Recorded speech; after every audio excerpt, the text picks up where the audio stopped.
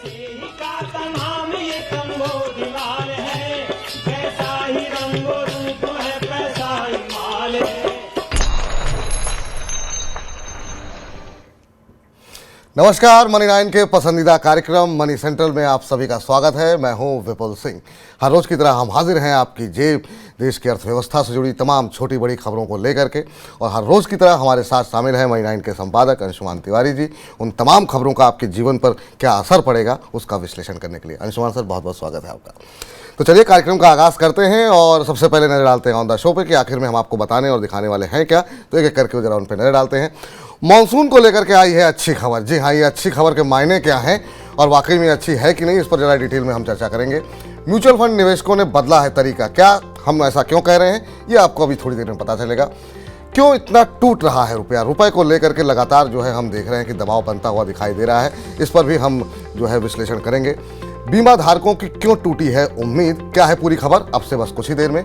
और सस्ते मकान की अब उम्मीद नहीं है, ऐसा हम क्यों कह रहे हैं, क्या खबर है, उसका विश्लेषण भी होगा बस थोड़ी देर में। और गेहूं के झमेले में बुरी फंसी हुई है सरकार, इस पर भी होगी डिटेल में चर्चा, विस्तार में चर्चा।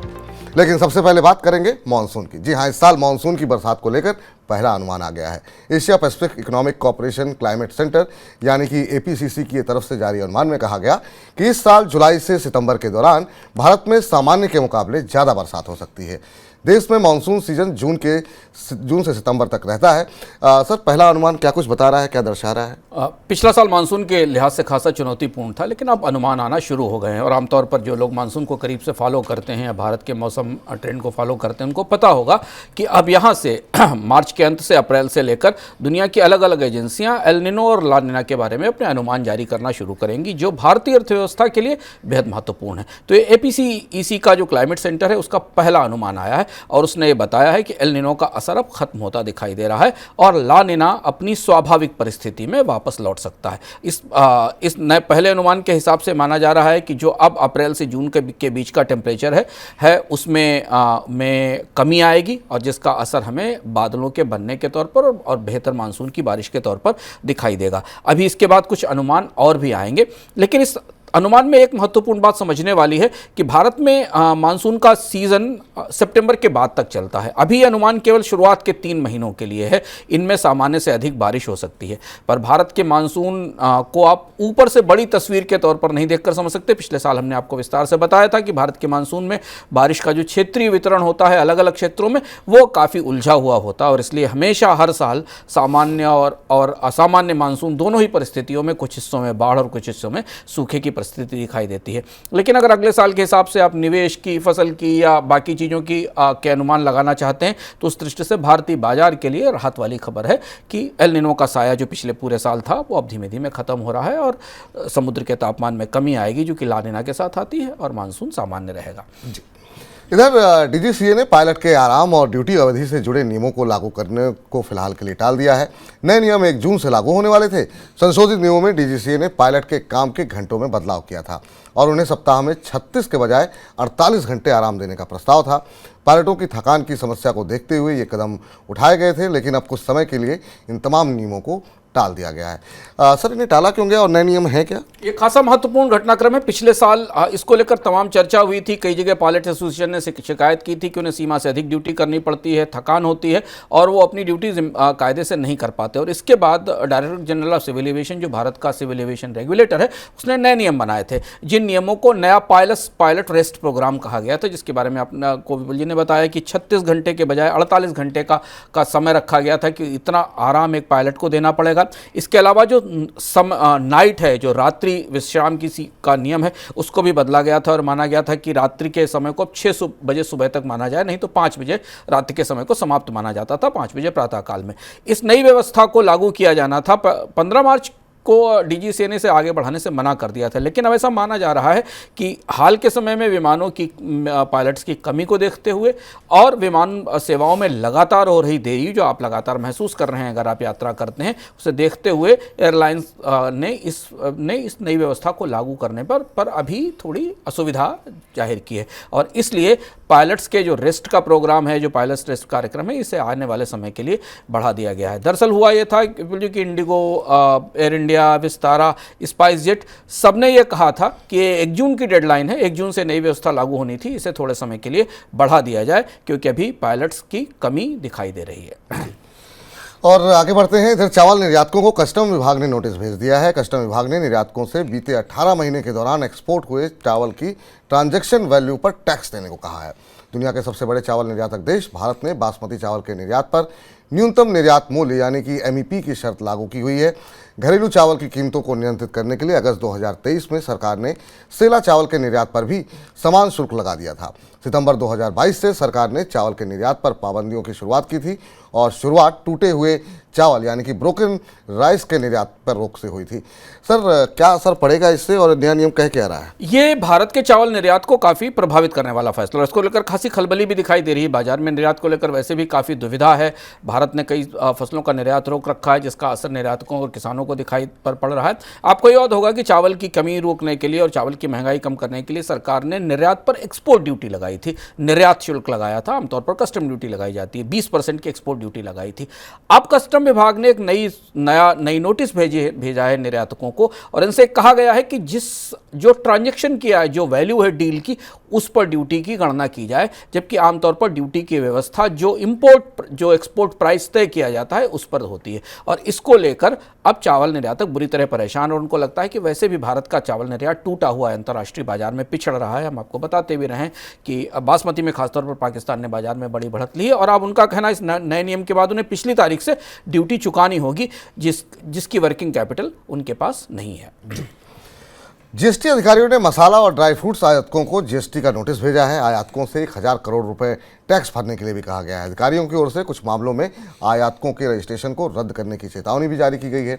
जीएसटी कानून के प्रावधानों का हवाला देते हुए कर अधिकारियों का कहना है कि आयातकों को अस्थायी गोदामों को जीएसटी के तहत अब पंजीकृत करवाना होगा।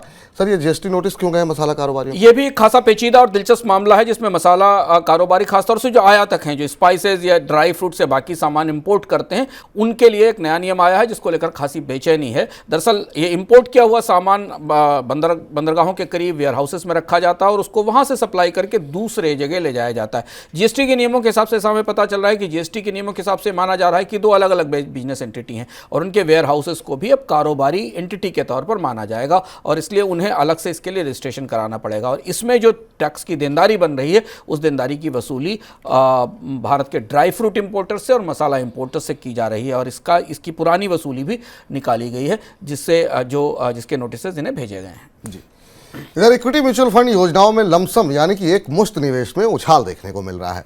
बीते फरवरी की बात करें तो निवेशकों ने एक मुश्त निवेश विकल्प के जरिए 11,500 करोड़ रुपए का निवेश किया है, जो कि 23 महीने में सबसे ज़्यादा मासिक निवेश है। वहीं बीते सितंबर से फरवरी की अवधि में निवेशकों ने इक्विटी म्यूचुअल फंड योजनाओं में 46,200 करोड़ रुपए का एक मुश्त निवेश किया है। सर, ये एकाएक लमसम निवेश क्यों बढ़ने लगा म्यूचुअल, क्या वजह मान रहे हैं? इस खबर को थोड़ा ध्यान से समझिए अगर आप म्यूचुअल फंड निवेशक हैं, क्योंकि आपके लिए जानना जरूरी है कि म्यूचुअल फंड बाजार में निवेश का तरीका कैसे बदल रहा है।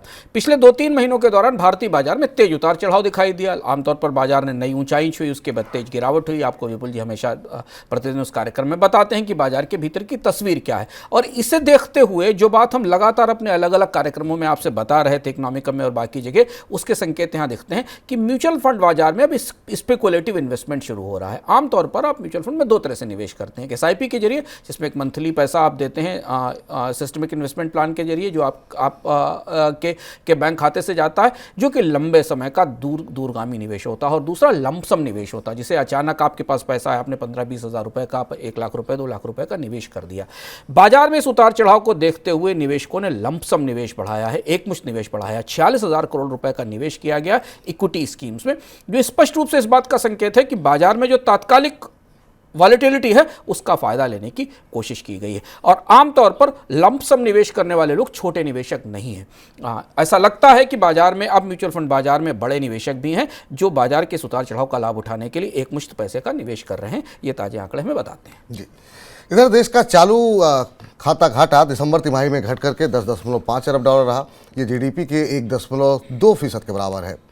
पिछली जुलाई सितंबर तिमाही में कैड 11.4 अरब डॉलर और 1 साल पहले 2022-23 की अक्टूबर दिसंबर तिमाही में ये 16.8 अरब डॉलर था। कैड में आई गिरावट के बावजूद अमेरिकी डॉलर के मुकाबले रुपए में कमजोरी का रुख बना हुआ है। डॉलर में मजबूती की वजह से रुपए पर दबाव है। पिछले हफ्ते रुपया रिकॉर्ड निचले स्तर तक टूटता हुआ दिखाई दिया था। सर, करंट अकाउंट डेफिसिट कम हो रहा है, लेकिन उसके बावजूद रुपया क्यों टूट रहा है? रुपए की तस्वीर बिल्कुल सीएडी से अलग है। अगर आप मौद्रिक नियमों के हिसाब से या मैक्रो इकोनॉमिक नियमों के हिसाब से देखें तो चालू खाते के घाटे में कमी के कारण रुपए पर दबाव कम होना चाहिए और रुपए में मजबूती दिखनी चाहिए, लेकिन यहाँ बिल्कुल इसका उल्टा हो रहा है। भारतीय रुपए में आज रिकॉर्ड गिरावट आई, 84 से 85 रुपए तक के रेंज बाजार में मिलने लगे हैं और इसकी सबसे बड़ी वजह यह है कि भारतीय बॉन्ड्स में निवेशकों ने काफ़ी बड़ी बिकवाली की है, भारत में और बाहर भी। बॉन्ड्स में ओवरसीज निवेशकों की बड़ी बिकवाली की वजह यह है कि उन्हें दिख रहा है कि रिजर्व बैंक इस समय रुपए को एक निर्धारित सीमा से ज़्यादा मूव करने नहीं दे रहा है और रिजर्व बैंक चूंकि विदेशी मुद्रा भंडार का इस्तेमाल करके रुपए की उतार चढ़ाव को रोकता है, ऐसी स्थिति में ग्लोबल फंड्स को करेंसी हेज पोजीशन में नुकसान होता दिखाई दे रहा है और इसलिए उन्होंने करीब करीब $425 मिलियन के रूपी डिनोमिनेटेड बॉन्ड्स की सेल पिछले हफ्ते से लगातार की है और इसका असर हमें रुपए की तेज गिरावट के तौर पर दिखाई दे रहा है। यानी एक तरफ करेंसी को सपोर्ट करने वाले कारक बेहतर हैं, लेकिन बाजार का मिजाज रुपए के पक्ष में नहीं है। दूसरी महत्वपूर्ण बात यह कि कच्चे तेल की कीमतों में लगातार बढ़ोतरी दिख रही है और बढ़त होने का रुख दिख रहा है, जिसका भी एक असर, एक मनोवैज्ञानिक असर रुपए की कीमत पर दिखता है। जी, चलिए अब रुख कर लेते हैं आज की सबसे बड़ी खबर का।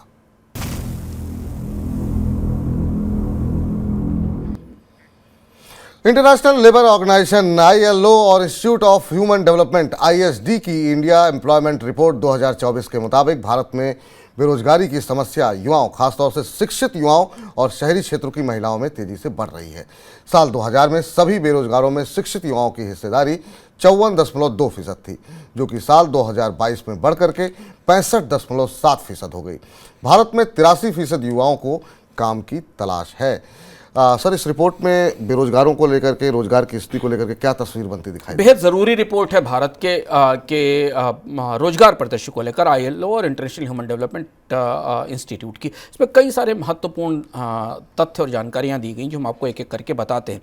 पहली चीज़ तो ये रिपोर्ट एक बात बताती है, भारत के रोजगार परिदृश्य के बारे में बहुत सारी जानकारियां आपके पास स्वयं होंगी अपने अनुभवों से और बहुत सारे आंकड़ों के आधार पर यह सबसे ताज़ा आंकड़ा है जो कोविड के बाद की परिस्थिति के बाद आया और इसमें कई चौंकाने वाले अलार्मिंग संकेत या ट्रेंड बताए गए हैं। पहली चीज़ तो ये कि ये रिपोर्ट बता रही है कि भारत में 90% लोग अभी भी इनफॉर्मल सेक्टर में एम्प्लॉयड हैं या वहाँ काम कर रहे हैं। अब जरा उन दावों की तरफ देखिए जो अभी से पहले किए गए थे कि भारत में इकोनॉमी का फॉर्मलाइजेशन बढ़ रहा है, औपचारिक लोग GST आने के बाद रजिस्टर्ड और फॉर्मल जॉब्स की संख्या बढ़ी, पर ऐसा बिल्कुल नहीं है। रिपोर्ट बताती 90% लोग इनफॉर्मल जॉब्स में लगे हुए हैं। दूसरी महत्वपूर्ण बात यह कि रिपोर्ट ने माना है कि 2000 के बाद भारत में इनफॉर्मल जॉब्स की संख्या में बढ़ोतरी हुई है, कमी नहीं हुई। 2018 के बाद इनमें गिरावट दिखाई दी थी, लेकिन 2000 के बाद इसमें तेज बढ़ोतरी हुई, जो खासी चौंकाने वाली जानकारी है सरकार के लिए और सरकार की तरफ से किए गए दावों के बिल्कुल विपरीत है। और तीसरी महत्वपूर्ण बात यह बताई गई कि भारत में 75% से ज़्यादा यूथ जो काम कर रहे हैं या जो रोजगार के बाजार में तलाश कर रहे हैं, उनके पास कोई स्किल्स नहीं। वो ईमेल भी नहीं भेज सकते हैं, ईमेल के साथ अटैचमेंट नहीं लगा सकते हैं, कॉपी पेस्ट नहीं कर सकते हैं और 90% ऐसे लोग जो रोजगार तलाश रहे हैं वो स्प्रेडशीट पर एक्सेल और मैथमेटिकल हिसाब भी नहीं लगा सकते हैं। ये तीसरा महत्वपूर्ण तथ्य है। चौथी बात इस रिपोर्ट में ये कही गई है कि भारत में जॉबलेसनेस की स्थिति काफ़ी जटिल है। बेरोजगारी बगैर पढ़े लिखे लोगों में उतनी ज़्यादा है या उतनी ही ज़्यादा है जितनी पढ़े लिखे लोगों में भी है और जेंडर गैप के मुद्दे भी इसमें बताए गए हैं। तो ये तस्वीर हमें खास तौर पर इस बात पर सोचने पर मजबूर करती है कि भारत के आर्थिक विकास दर में तेज बढ़ोतरी, 7% से ज़्यादा की विकास दर, दुनिया की सबसे तेज विकास दर के बाद भी अंतर्राष्ट्रीय एजेंसियों को भारत के रोजगार परिदृश्य में इतना अंधेरा क्यों दिखाई दे रहा है? सर, इस रिपोर्ट में क्या भविष्य को लेकर के भी कुछ बातें कही गई हैं? क्या भविष्य के बारे में क्या दर्शा रही है रिपोर्ट? ये रिपोर्ट ये बता रही है कि भारत में labour participation rate record low level पर है। लेबर पार्टिसिपेशन जो पिछले सालों में बढ़ता दिखाई दे रहा था वो नीचे आ रहा है, जो ग्रोथ के हिसाब से, जो भारत के ग्रोथ के आंकड़े उनसे कहीं मैच नहीं करता। और हालांकि कोविड का असर खत्म हुआ है और 2022 के बाद इसमें बढ़ोतरी आई है, पर विपुल जी चौंकाने वाली बात है कि भारत में लेबर पार्टिसिपेशन रेट का मतलब होता है कि अर्थव्यवस्था में रोजगार मांगने वालों की संख्या, यानी बहुत सारे लोग निराश हैं, उनको रोजगार मांगने की उम्मीद भी नहीं दिख रही, इसलिए लेबर पार्टिसिपेशन रेट घट रहा है, जो वो 2000 की तुलना में अभी भी कम है। और इसके आधार पर यह भी कहा गया है कि भारत में रिकॉर्ड स्तर पर जो जॉब्स की संभावना है वो केवल लेबर इंटेंसिव जॉब्स में दिख रही है। ये भी एक बड़ी टिप्पणी है, इसे समझना जरूरी है कि भारत में मैन्युफैक्चरिंग में इतनी बात होती है, इतने कॉलेज स्कूल खोले जाते हैं, शिक्षा पर निवेश होता है, पर ILO ये मान रहा है कि भारत फिलहाल अपनी श्रम शक्ति के लिए जो अधिकतम नौकरियां लेबर इंटेंसिव जॉब में, श्रम गहन कामों में ही दे पाएगा। पढ़े लिखे लोगों के लिए नौकरियों के अवसर उपलब्ध हैं नहीं और वो बढ़ भी नहीं रहे हैं। ये इस रिपोर्ट के कुछ और भी निष्कर्ष हैं। बिल्कुल। इधर बीमा रेगुलेटर IRDAI ने दिसंबर में बीमा सरेंडर को लेकर जो प्रस्ताव दिया था, फिलहाल उसको लागू नहीं किया है। IRDAI की तरफ से जारी नए दिशा निर्देशों के मुताबिक बीमा सरेंडर पर नए नियम फिलहाल लागू नहीं होंगे। दिसंबर में जो प्रस्ताव दिया गया था उसमें कहा गया था कि कोई ग्राहक अगर समय से पहले बीमा पॉलिसी सरेंडर करता है तो उसे प्रीमियम का अधिकतर पैसा वापस मिल जाएगा, लेकिन अब जो निर्देश जारी हुए हैं उन नियमों में ऐसा नहीं है। सर, ये तो बड़ा सुधार हो रहा था, फिर इसे रोक क्यों लिया गया? ये बड़ा झटका है और आप ये मान सकते हैं कि IRDAI या IRDA ने इस मामले में बीमा कंपनियों के दबाव के आगे झुककर फैसला किया है। जो ये फायदा जो बीमा धारकों के पक्ष में होना था, इसका की अधिसूचना भी आ गई थी, इसे नोटिफाई भी किया गया था, उसे बीमा कंपनियों के दबाव के कारण वापस ले लिया गया। समझना जरूरी है कि फैसले का वापस लेने का असर हमारे आप पर या बीमा धारकों पर क्या पड़ेगा।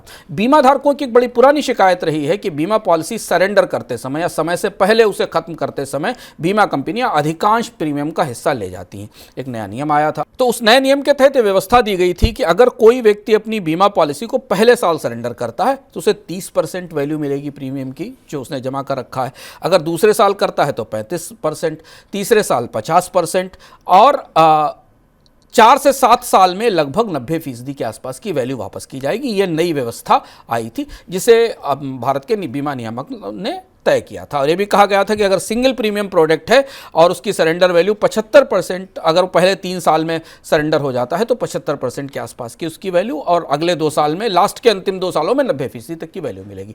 इस सारी व्यवस्था का विरोध किया बीमा कंपनियों ने, क्योंकि अपफ्रंट बीमा कंपनियों को इस बात का डर था कि उनके ऊपर इसका बोझ बढ़ेगा, उन्हें बीमा धारक को ज़्यादा पैसा देना पड़ेगा अगर उसने अपनी बीमा पॉलिसी बीच में बंद कर दी और सरेंडर कर दी।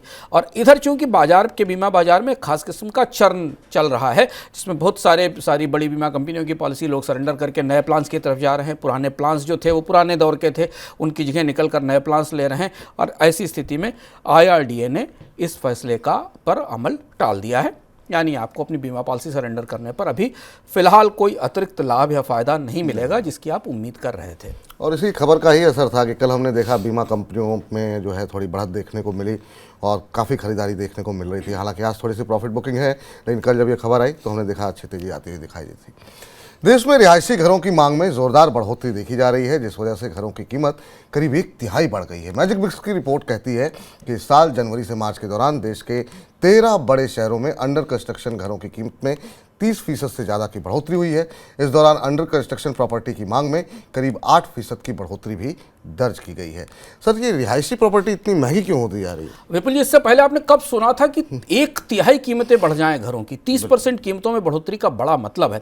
भारत में हम अफोर्डेबल हाउसिंग की चर्चा सुन रहे थे पिछले 2-3 साल से, 4 साल से कि भारत में मकान सस्ते होंगे। यहाँ अंडर कंस्ट्रक्शन प्रॉपर्टी ही 30% महंगी हो गई। कंस्ट्रक्शन के बाद कितनी महंगी मिलेगी आपको, बाकी कॉस्ट इसमें कैसे आएंगी, फर्निशिंग की, फिनिशिंग की, वो अलग बात है। लेकिन अभी 30 से 31% की कीमत तो केवल अंडर कंस्ट्रक्शन प्रॉपर्टी की बढ़ी है। हम आपको बताते रहे कि भारत में सस्ते और मझोले और 50 लाख रुपए से ऊपर नीचे के मकानों की मांग वैसे भी कम है और अब जो बन रहे हैं वो बेहद महंगे होते दिखाई दे रहे हैं। जिन बाज़ारों में सबसे ज़्यादा कीमतें बढ़ी हैं उनमें नोएडा, ग्रेटर नोएडा और मुंबई का बाजार है, जो कि भारत के प्रमुख बड़े बाजार हैं जिन बाज़ारों में मकानों की बिक्री दिखाई देती। और इससे अब भारत के पूरे मकान के बाजार में मांग और आपूर्ति का, खरीद की क्षमताओं की पूरी मैट्रिक्स ही बदल गई है। अधिकांश ग्राहक जिन्हें सस्ते मकान चाहिए थे, 25 से 30 लाख रुपए के मकान, वो इस बाजार से बाहर निकल जाएंगे क्योंकि मकान इतने महंगे हो चुके हैं कि इन्हें खरीदना मुश्किल हो रहा है। और इसके साथ अगर आप ब्याज दरों में बढ़ोतरी को जोड़ लें तो पूरी की पूरी प्रॉपर्टी ओन करने की लागत और ज़्यादा बढ़ जाती है। जी, तो फिर क्या उम्मीद करें सर कि अब सस्ते मकान की उम्मीद छोड़ देनी चाहिए? अब क्या ऐसी परिस्थिति में तो आप देखिए 30% के आसपास तो कीमतें अभी बढ़ी हुई हैं, जबकि अंडर कंस्ट्रक्शन प्रॉपर्टी, अगर आप कोई मकान खरीदने जा रहे हैं और उस मकान को आपने 50 लाख या 60 लाख रुपए पर लिया था तो 30% की सीधी कॉस्ट तो आपकी अभी बढ़ गई। और इसके बाद मकान फिनिश होकर जब तैयार होगा और आपको उसकी फिनिशिंग फर्निशिंग पर जो पैसे खर्च करने पड़ेंगे उसकी लागत और ज़्यादा है। जनरल इन्फ्लेशन हाउसिंग सेक्टर में, सीमेंट में या घर के इंटीरियर डेकोरेशन में वैसे ही दहाई के अंकों में बनी हुई है। फिर उसके बाद मकान के लिए कर्ज की लागत को आप उसमें जोड़ लीजिए, जो आज से 3-4 साल पहले 8-9% के आसपास थी, 12-13% के आसपास की होम लोन की रेट है। इन दोनों परिस्थितियों में एफोर्डेबिलिटी, सस्ता मकान तो अब उम्मीदों से या के पूरे दायरे से बाहर है, जब तक कि सरकार खासतौर पर मकानों को सस्ता कराने के लिए कुछ सीधे स्पष्ट तौर पर नहीं करती। और चूंकि सरकार ने अब मकानों के लिए लोन पर कोई इनकम टैक्स की बड़ी नई रियायतें भी नहीं दी हैं, वो लंबे समय से नहीं आई हैं, तो इसलिए मकान खरीदने के प्रोत्साहन बाजार में नहीं बढ़े हैं। और इसका जो परोक्ष असर में दिखाई देगा विपुल जी, वो दिखाई देगा कि वो लोग जो किराए के मकान से अपने मकान में जाने की योजना बना रहे थे और जिनके जीवन स्तर में बढ़ोतरी दिख रही थी, कि जो किराए के मकान पर 7-8 साल 10 साल रहने के बाद अपना मकान लेना चाहते थे, उन्हें अब किराए के मकानों में ही रहना पड़ेगा। और इसलिए पिछले 1 साल से हम किराए के बाजार में, खासतौर से बड़े शहरों और प्रमुख शहरों में जो रेंट का मार्केट है, उसमें रेंट की कीमतों में तेज बढ़ोतरी देख रहे हैं। ये बड़ी समस्या है कि ना आप अपना मकान ले सकते हैं और तनख्वाह अगर नहीं बढ़ी है तो मकान के किराए इतने महंगे हो जाएंगे कि आपके महीने का खर्चा जो है वो कहीं ना कहीं प्रभावित होगा। खैर, इधर गेहूं की नई फसल की आवक से ठीक पहले सरकार के गोदामों में गेहूं का स्टॉक 16 साल के निचले स्तर पर चला गया है। रिपोर्ट के मुताबिक एफसीआई के गोदामों में कुल गेहूं का स्टॉक घट करके 77.3 लाख टन रहा और अप्रैल की शुरुआत तक ये कम होकर के बफर के लिए ज़रूरी स्टॉक तक आ सकता है। बफर नियमों के मुताबिक 1 अप्रैल तक सरकारी गोदामों में 74.6 लाख टन गेहूं का स्टॉक होना ज़रूरी है। इस बीच कुछ राज्यों में नई फसल के गेहूं की आवक भी शुरू हो गई है और सरकारी एजेंसियों ने वहां पर वे खरीद शुरू कर दी है। माना यह भी जा रहा है कि इस बार गेहूं की आवक के पीक सीजन में सरकारी एजेंसियों की खरीद को बढ़ावा देने की तरजीह दी जा सकती है और निजी एजेंसियों को थोड़ा रुक कर खरीद करने के लिए कहा जा सकता है। आधिकारिक तौर पर गेहूं की खरीद सीजन 1 अप्रैल से शुरू हो रहा है। सर, ये इतनी बड़ी गिरावट की वजह आप क्या मानते हैं? पिछले साल भी देखिए सरकार के गेहूं खरीद का लक्ष्य पूरा नहीं हुआ और उसका असर हमें पूरे साल भारत में गेहूं की महंगाई के तौर पर दिखाई दिया। तो एक तो सरकार को पर्याप्त अनाज गेहूं खरीदने के लिए नहीं मिला और दूसरा जो मुफ्त अनाज की योजना, उसके लिए लगातार अनाज की जरूरत है और रिकॉर्ड अनाज की जरूरत है भंडार में, जिसे लगातार देना है। तो दोनों ही परिस्थितियों में सरकार की तरफ से गेहूं की कमी लगातार बढ़ती जा रही है। पिछले साल धान की और की खरीद में भी पर्याप्त खरीद सरकार के पास नहीं आ पाई थी। तो अब यहाँ से एक जटिल परिस्थिति बाजार में बनती दिखाई दे रही है। रबी की फसल की हार्वेस्टिंग शुरू हो गई है, बाजार में गेहूं आने की व्यवस्था शुरू हो गई है और अब सरकार को ये करना पड़ रहा है कि वो प्राइवेट सेक्टर को गेहूं खरीदने से रोकेगा। इस बात के संकेत हैं मंडियों में, उत्तर प्रदेश में, राजस्थान में, मध्य प्रदेश में, कि प्राइवेट कंपनियां जो आमतौर पर सीजन में सबसे आगे आकर गेहूं खरीदती हैं, क्योंकि उन्हें अपनी आपूर्ति के लिए, सप्लाईज के लिए जरूरत होती, उन्हें रोका जाएगा और ये कहा जाएगा कि पहला गेहूं सरकार को बेचा जाए। सरकार पिछले साल गेहूं खरीद का लक्ष्य पूरा नहीं कर पाई थी, इस साल भी वो लक्ष्य डावाडोल दिखाई देता है ऐसी परिस्थिति में जबकि बाजार में गेहूं की कमी दिख रही है। जी, लेकिन सर अगर निजी सेक्टर को भी अगर रोका जाता है, जैसा आप सब अभी बता रहे थे, तो फिर कीमतों पे किस तरीके का असर देखने को मिलेगा? गेहूं की कीमतें कम होने की उम्मीद तो अब नहीं दिखती, क्योंकि सरकार का अनाज भंडार साइकोलॉजिकली, मनोवैज्ञानिक रूप से बाजार में को एक संकेत देता है। जब सरकार के अनाज भंडार में जरूरत से अधिक गेहूं होता है, बफर नाम से ऊपर गेहूं होता है, तो किसान को भी ये दिखाई देता है कि बाजार में गेहूं की आपूर्ति पर्याप्त है। अगर कीमतें बढ़े तो सरकार अपने भंडार से अनाज बाजार में छोड़ सकती है, जिसको ओपन मार्केट सेल कहते हैं। अब ऐसी परिस्थिति में जब सरकार बफर नाम भी पूरा करने लायक गेहूं नहीं रख पाएगी और उसकी पहली वरीयता होगी कि मुफ्त अनाज वितरण स्कीम के लिए गेहूं की व्यवस्था की जाए, तो बाजार में गेहूं की शॉर्टेजेस या गेहूं की कीमतों पर दबाव लगातार बना रहेगा। और इसलिए जिस अनाज की महंगाई को हम पिछले 2 साल से देख रहे हैं, वो महंगाई इस साल भी एक और फसल के बाद, तो ये तीसरी फसल होगी, रबी की पहली फसल, फिर रबी की खरीफ की फसल, और इसके बाद भी गेहूं की कीमतों में, अनाज की कीमतों में कोई बड़ी बढ़ोतरी नहीं होने वाली। और शायद यही बात है कि वित्त मंत्रालय की जो आर्थिक समीक्षा रिपोर्ट आई थी पिछले सप्ताह और उससे पहले रिजर्व बैंक का जो रिव्यू आया था, दोनों में इस बात को परोक्ष रूप से, स्पष्ट रूप से तो नहीं, गेहूं का नाम लेकर नहीं, लेकिन परोक्ष रूप से इस बात को रेखांकित किया गया था कि खाद्य महंगाई, फूड इन्फ्लेशन की चुनौती आने वाले समय में जारी रहेगी। तो निश्चित रूप से खाने की महंगाई आने वाले समय में भी आपको परेशान करती रहेगी। चलिए कुछ और महत्वपूर्ण खबरों का रुख कर लेते हैं फटाफट झटपट में।